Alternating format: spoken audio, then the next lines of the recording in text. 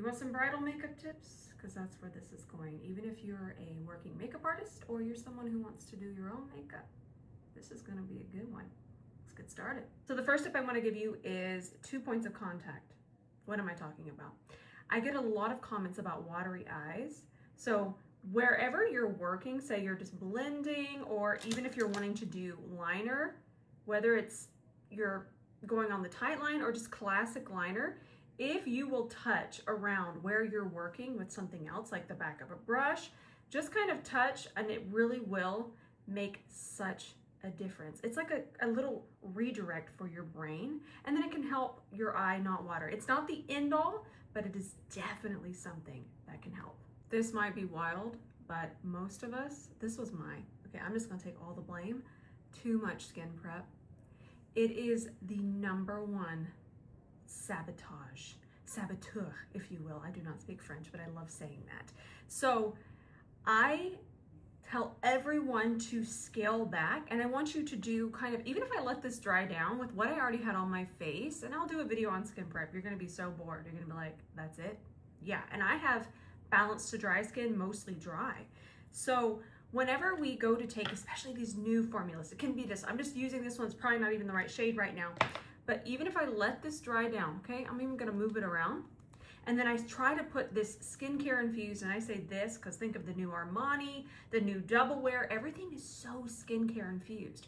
And then I try to put this on top, and it is not going to last the same, it's not gonna lay across the skin the same. It's just wet, laying on top of wet, and it doesn't really know what to do. So I know this seems kind of like a very boring tip, but this is key in any makeup application, but I see this a lot in bridal, and I actually see this a lot in my comments. A lot of you send me pictures, and I can just automatically tell when it was too much skincare. But we were taught for so many years that we just needed all of the skin prep, because think of the older formulas. Think of the original Double Wear. The way that it dried down, it really needed a little extra skin prep underneath it. But these new formulas with that my old way of skin prepping are just, and we want the foundation to do this. I'll go through it really quickly. Imagine my face is just washed.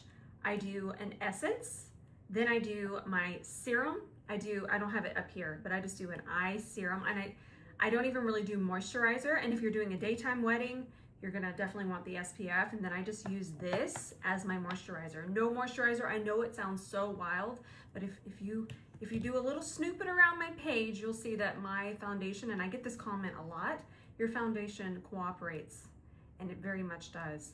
And it's actually one of the reasons I don't even want to do wear tests as much anymore on foundation, because I just don't have wear time issues. And it's because I've really started to understand that these newer foundations just don't need as much. So it's not the end, I'm not the end all. I'm just here to help. You asked for my opinion, but if you feel like experimenting, just scale all of that skincare back. Let's put some foundation on. I love this one. I think this would be a great bridal foundation. It is definitely full coverage, but I feel like when we hear full coverage, we just feel like it needs to go on so heavily, but I have that much on, and this will just take it where we need it to go. I also want to mention that using a damp sponge, it's not wrong. If it's working, please continue, but it can kind of make your wear time a little bit more unpredictable, especially if you're using it damp. It's kind of adding moisture. So I just feel that using a brush is just a lot more predictable. And also with pressing motions, it just looks really nice and airbrushed. And that's all the foundation I'll need on that side. I also feel like when we think bridal makeup, we think very complicated, and it's really only as complicated as we want it to be. So if you are doing your own makeup, just don't stress about it. I say just do a quarter more of what you normally do, because you want to feel like yourself. You want to just feel very comfortable. So don't feel any pressure to ever even do as much as I'm doing right here. If you've been around for a second, you know I am very comfortable with my heavier glams. But I'm just here to kind of give you just a couple ideas and kind of just do some troubleshooting for you. That's all I'm here for. You don't ever have to put this much foundation on. or you can put more on. You have fun. Now this is just a great everyday tip. I am very comfortable knowing how much pressure to apply to have this wand, this very fluffy flocked wand, apply the perfect amount underneath my eye. Sometimes we don't know how much is too much, so I recommend getting a brush and building up that concealer. I feel like that is going to be great for you on your wedding day, because you don't want to put, it's easier to build, there you go, than it is to take away. So just kind of start like that, because again, that wand can be a little bit unpredictable. And I feel like that's what bridal makeup is. It's just taking out all that unpredictability and, oh, that's a nice melty melt. I see I want a little bit more, but it's just kind of taking all that guesswork out. There you go. Again, dense brush.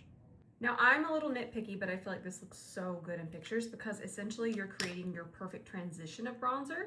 So all I'll do is take that whisper of dark orange, and then I'm gonna take a whisper of the foundation. I might want a little bit more of the dark orange. Let's see where this is. And I'm creating a bronzer transition that is perfect. I know this sounds so spooky, but it's our perfect bronzer transition because it's melted in our skin tone and undertone. I'll tell you what I didn't have ready is my C40.5.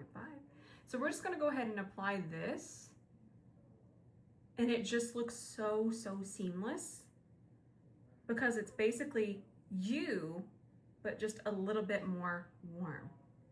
That excites me. I love a beautiful transitioned melty, melty bronzer. And then grab your favorite bronzer, whatever that may be, and we're just gonna go right underneath it, and then it'll transition in here so beautifully. It's one of my favorite bridal tips. Now, I know we get told a lot to layer cream with our powder blush. Definitely works. It works beautifully, my goodness. But if you have a very soft texture blush, which I feel like that is where all of the formulas have went these days, including drugstore, and you just apply it on top of a wet base, that wet base is just going to not only enhance it, it's just going to grab it, and it's kind of going into the foundation. So in a sense, it's becoming more of a cream. So it's just kind of an easy way to skip a step. I mean, look at how beautifully that applies. So if you want to do the cream and powder, you absolutely can, but I find that I never have any kind of blush fading when I just kind of make everything wet again and then apply the blush, the powder blush. We just take a little bit of this Inglot Duraline, 1 drop should do it. Let's not fully close the lid. We're gonna even that out on the back of my hand. And I found that a puff just works best. So we're gonna pick up half of it. We can put it underneath our eye, like so. Do a little bit on the upper lip if we're just gonna get a little extra dewy. Some around the nose. And I did do 1 more drop. I feel like it does take 1 drop to make it cry proof under each eye. And then I go in with that same puff. Your puff shouldn't be wet from the Duraline, so that is something to keep in mind. And we give it a little steady set. And the Duraline is probably the best bridal tip out there. I do find that it's best with a puff. I just feel that the way that the puff can distribute it evenly and all at once and so thinly is really, really good. So highly recommend that. Now the Inglot Duraline can definitely help with the mascara or liner transfer, but really what's happening is sometimes it's a little harder to set through here. And it's also a place that body oil, perfectly normal, it kind of just builds up, and skincare even gets in here. So here's what I recommend. I want you to take a brush, this is a fan brush coming soon, and all you have to do, I have a little micellar water, I'm talking a whisk, okay? And just wiggle it in here. And all it does is kind of make sure that we don't have anything in here that's going to sabotage us later, because this micellar water is gonna completely dry. It's gonna be just fine. If you feel a little hesitant, just take your puff and lightly dry it. But it's so important to make sure that there's nothing in here that can reactivate later with body heat and come back to life. And I've been loving Anywhere Caffeine. This is a Makeup Forever Artist Color Pencil. I've been loving it underneath or on my bottom lash line. I just feel like it's my bronzer, but better. And I feel like it would be a great base for quite a bit of skin tones, quite a range.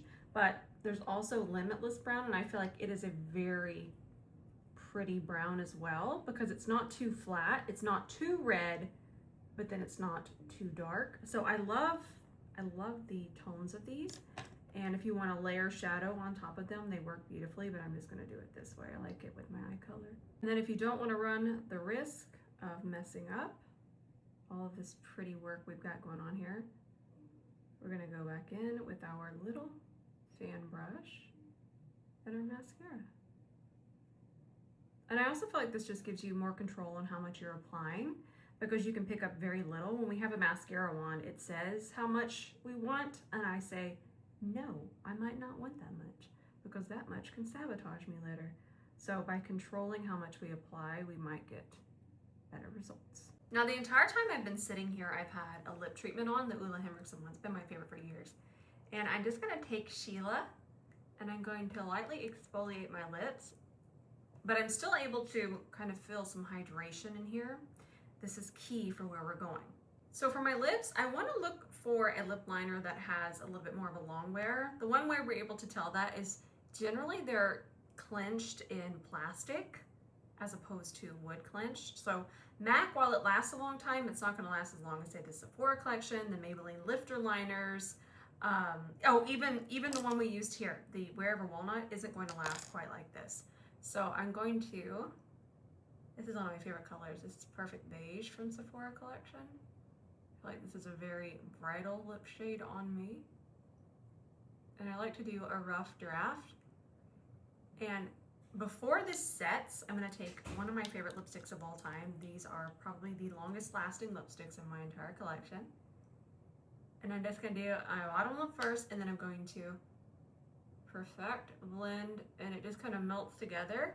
And then the lipstick will continue to seal this in more. This is probably one of my favorite bridal tips, because lips are one thing that does want to go very, very quickly. So by using how long wearing this is with a more long wearing lip liner, when I travel, this is what I wear, because it'll last me 12 or more hours. I don't even know. A long time. Now we're going to top it with the gloss, and the gloss will come off, but it's meant to go with this formula, so the lipstick underneath will not come off. So reapplying the gloss is super easy, and it's really, really comfortable. Perfect. And there you have it, friends. I hope that you enjoyed this tutorial. I can definitely do another bridal look, but I thought that this would just be a little bit more insightful, because I'm focusing less on just blending eyeshadow and really trying to think of everything that can go wrong while you're doing bridal makeup. So I really hope that this helps you. Definitely save it, come back to it. I feel like there's a lot of information here. Thank you so much for being here with me, friends. I love you with all my heart. Until the next video, bye for now.